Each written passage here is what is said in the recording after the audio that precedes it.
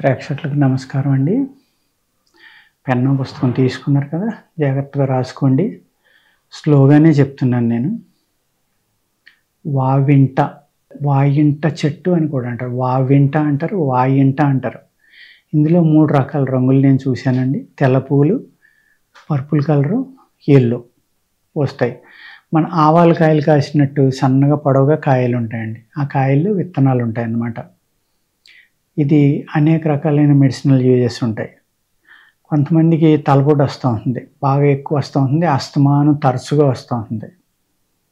అటువంటి వాళ్ళు ఈ వావింట ఆకులు ఒక ఇన్ని తీసుకుని ఒక గుప్పుడు దాన్ని బాగా నూరాలండి. నూరుకుని పల్చగా ఇంత బిళ్ళ చేయండి. ఇంత బిళ్ళ చేసి పల్చగా, ఎక్కువ దాల్చిన ఉండకూడదు. నెత్తి మీద మాడు పట్టు అంటే ఇక్కడ వేయాలి, వేసి గుడ్డతోటి కట్టాలండి. కడితే ఏమవుతుందంటే బాగా వేడి వస్తుంది. కాసేపటికి ఒక 5 నిమిషాల లోపే ఆ వేడి వచ్చిన వెంటనే కట్టిప్పేయాలన్నమాట. ఇప్పేసి ఏదైతే బిళ్ళ వేసారో మీరు ఆ బిళ్ళ ఇలా పిండితే నీళ్ళు వస్తాయండి అందులోంచి. అలా పిండేసి మళ్ళీ వేయాలి. మళ్ళీ వేసి మళ్ళీ కట్టుకెళితే మళ్ళీ వేడి వచ్చినప్పుడు తీసేయాలన్నమాట. తీసేసి మరలా దాన్ని గట్టిగా పిండేయాలి. నీళ్ళు, చాలా నీళ్ళు వస్తాయి అందులోంచి. ఎక్కడి నుంచి వస్తున్నాయి ఆ నీళ్ళు? మన పైన చర్మంలో కానీ ఎముకల్లో కానీ ఎక్కడున్నా కూడా చెడు నీరు అనేది ఎక్కడైతే ఉందో దాన్ని ఆయుర్వేద శాస్త్రంలో అయితే లోపల ఉన్న నీరు కూడా బయటికి లాగుతుంది అంటారు. మరి ఎముకల్లోంచి ఎలా వస్తుంది అని మీకు సందేహం రావచ్చు. ఆ ఎముకల్లో కూడా మనకు తెలియనన్ని సూక్ష్మమైన పార్టికల్స్ ఉంటాయి కాబట్టి వాటి మధ్య నుంచి వస్తుందని నేను అనుకుంటున్నాను. లేకపోతే చర్మంలో అంత నీరు ఉండదు కదండి, మరి చర్మంలోంచి వస్తుందో. ఆ తలపోటు అనేది తగ్గిపోతుందండి. అలా 2-3 సార్లు చేయాలి, అంతకు మించి చేయకూడదు. చాలా వేడి చేస్తుంది. మీరు కట్టేసి మర్చిపోయారు అనుకోండి, వేడి వచ్చినా వదిలేస్తే పుండు పడిపోతుంది, వెంట్రుకలన్నీ ఊడిపోతాయి. అందుకు అటువంటి పనులు చేయకండి. వేడి స్టార్ట్ అయిన వెంటనే ఒక మాదిరి వేడి రాగానే వెంటనే ఇప్పేసి ఆ బిళ్ళ తీసేసి కడిగేయండి. ఆ బిళ్ళను పిండేసి మళ్ళీ వేసి మళ్ళీ కట్టండి. ఓకేనండి. అలా చేస్తే చాలా రకాల తలపోట్లు తగ్గిపోవడానికి బాగా పనిచేస్తుందండి.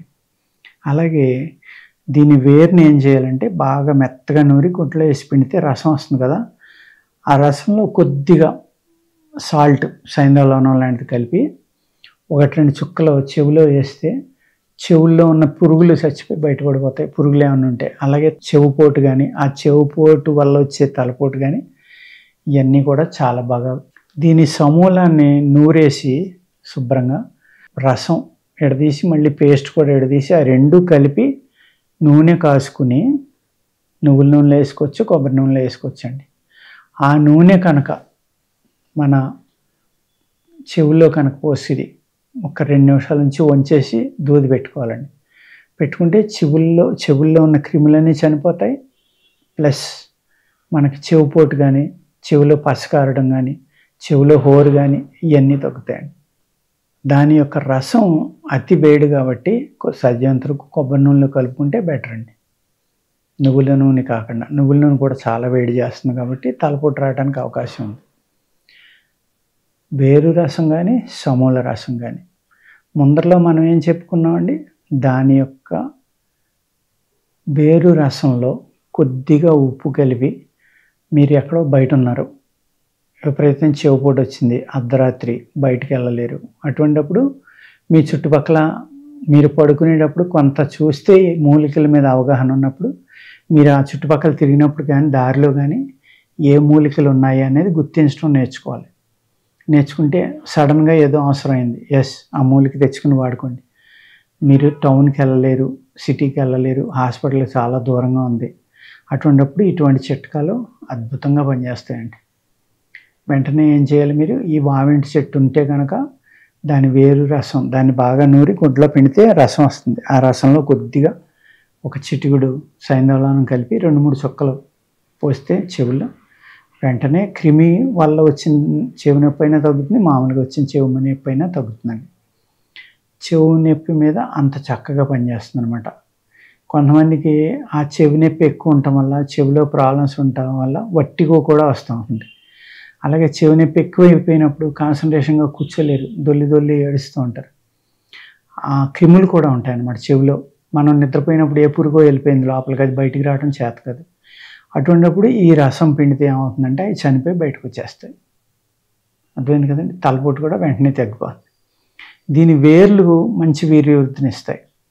కానీ కొన్ని ఎఫెక్ట్లు ఉన్నాయన్నమాట. కిడ్నీలను పాడు చేయటం, అలాగే మన వీర్యానికి అతివేడి పుట్టిస్తుంది. అతివేడి పుట్టడం వల్ల ఏమవుతుందంటే వీర్యం పలచబడిపోతుంది. అటువంటి గుణాలు ఉన్నాయి. బలం వచ్చేస్తుంది, ప్లస్ అతిగా తినటం వల్ల ఇబ్బందులు వస్తాయన్నమాట. అందుకు దాని డోసు తెలుసుకుని దాన్ని కరెక్ట్గా వాడుకుంటే కనుక ఒక మూలికగా చక్కగా ఉపయోగపడుతుందండి.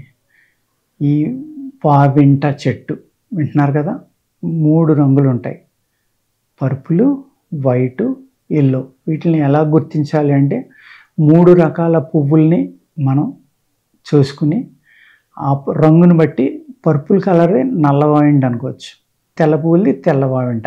ఈ 3 తెల్ల వావింట ఎక్కువ పనిచేస్తుందండి. అర్థమైంది కదా. వావింట చెట్టు గురించి మనం దాన్ని పట్టించుకోం. పూర్వం వరి పొలాల్లో మొత్తం చేనుకు సరిపడి వచ్చేయండి. దాని గింజలు నూనె తీస్తారు. ఆ గింజల నుంచి కూడా బాగా ఎక్కువగా వచ్చే చోట ఏం చేస్తారంటే అది మనం ఆవ గింజలు కోసినట్టుగానే ఆవ చేను కోసినట్టు కోసేసి ఎండబెట్టేసిన తర్వాత కొడితే ఆ గింజలు బయటకు వచ్చేస్తాయి. సేమ్ ఆవాల కాయల్లాగే ఉంటాయండి. అదే టైప్లో ఉంటుంది కాయ కూడా. దీనిని ఆ నూనెని కూడా తీసి పైన చెప్పిన గుణాలకు కూడా ఉపయోగపడుతుంది కాబట్టి అదే లక్షణాలు ఆ నూనెలో కూడా ఉంటాయి కాబట్టి మనం ఆ విధంగా ఆ నూనెని వాడుకోవచ్చండి. ఇదే వావింట చెట్టు యొక్క సమూల రసం ఆముదంలో కానీ లేకపోతే అవిసె గింజలు, చిన్న సేమ అవిసె గింజల నూనె దొరుకుతుంది. అవిసె నూనె అంటే మీకు ఆయుర్వేదం షాపుల్లో దొరుకుతుందండి. వాటిలో దీని యొక్క సమూల రసాన్ని వేసి వేడి చేసి తైలం జాగ్రత్తగా దింపుకుని కనుక రాసుకుంటే చర్మవ్యాధుల మీద చాలా బాగా పనిచేస్తుందండి. లేకపోతే ఆముదం కూడా. ఈ రెండాటిలో ఏది వేసుకున్నా పర్లేదు. మీకు గజ్జి పొక్కులు ఉంటాయి చూడండి, వేళ్ల మధ్యన రావడం, చిన్న పొక్కులు రావడం, ఆ పొక్కు చిదిగిపోయిన తర్వాత ఆ రసి దాంట్లో ఉన్న లిక్విడ్ ఎంత లెక్క అంటుకుందో అంత లెక్క మళ్ళీ కొత్త పొక్కులు రావడం, ఇది శరీరం అంతా అయిపోవటం, చాలా ఇబ్బంది పడటం జరుగుతుంది. అటువంటి కేసెస్లో దీని విత్తనాల నుంచి వచ్చిన నూనె కానీ దీని సమూల రసాన్ని కలిపి మనం అవిసె గింజల నూనెలో కానీ ఆముదంలో కానీ కలిపి ఆ యొక్క ఆయిల్ని తయారు చేసుకుని రాసుకుంటే కుష్టు అంటే సొరయాసిస్, ఈ సొరయాసిస్ అనే చర్మవ్యాధి కానీ గజ్జి చిడుము అనేవి ఇదివరకు చాలా ఎక్కువ ఉండేవి. చాలామందికి ఈ వేళ్ల మధ్యన విపరీతమైన దురద, పొక్కులు రావడం, కారిపోవడం, ఒళ్ళంతా రావడం, తర్వాత ఇలాంటి ఈ చర్మాన్ని శుద్ధి చేసి చర్మంలో ఏదన్నా బ్యాక్టీరియాని క్రిమిని చంపాలంటే ఈ వావింట చెట్టుతోటి కానీ రూటుతోటి కానీ దాని గింజలతోటి కానీ చేసుకున్న ఆయిల్ చాలా అద్భుతంగా పనిచేస్తుందండి. సమూల రసం లేకపోతే సమూలాన్ని పేస్ట్ చేసుకుని 1 కిలో కనుక మీరు ఆయిల్ తీసుకుంటే 350 గ్రాముల దాకా 400 దాకా ఈ పేస్ట్ తీసుకోండి, సమూలం యొక్క పేస్ట్. అది వేసి నూనె కాసుకోండి జాగ్రత్తగా. 1 లీటర్ ఆవు పాలు కూడా పోస్తే మంచిదండి. ఆవు పాలు ఈ పేస్ట్లో ఉన్న నీళ్లు పూర్తిగా విరిగిపోయి ఉత్తి ఆయిల్ మిగిలేదాకా సన్నగా మంట పెట్టి ఉంచుకుని దాన్ని ఫిల్టర్ చేసుకుని ఆ ఆయిల్ని జాగ్రత్త చేసుకుంటే మీకు చర్మవ్యాధులు కానీ దురదలు, గజ్జిపొక్కులు, చిడుము పొక్కులు అన్నీ తగ్గుతాయండి. ఓకేనండి, నమస్కారం.